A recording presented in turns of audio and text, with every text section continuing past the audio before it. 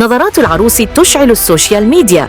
في حدث فاخر خطف أنظار العالم، احتفل ابن رجل الأعمال الإثيوبي دانيال تافاري بزواجه من ابنة الملك المغربي الأميرة سلمى بن الحسن في حفل وصف بأنه الأفخم في إفريقيا هذا العام. لكن ما أشعل السوشيال ميديا لم يكن فخامة المكان ولا الحضور الملكي، بل نظرات العروس لزوجها أثناء الحفل. اللحظة التي وثقتها الكاميرات تحولت إلى مقطع فيروسي، حيث ظهرت الأميرة الشابة وهي تنظر لزوجها بنظرات مليئة بالحب والفخر، ما جعل المتابعين يصفونها بأنها أجمل لحظة رومانسية في زفاف ملكي. الآلاف عبروا عن إعجابهم بالعلاقة التي تجمع الثنائي، معتبرين أن هذا الزواج جسر جديد بين الحب والثراء، بين العراقة الملكية والقوة الاقتصادية.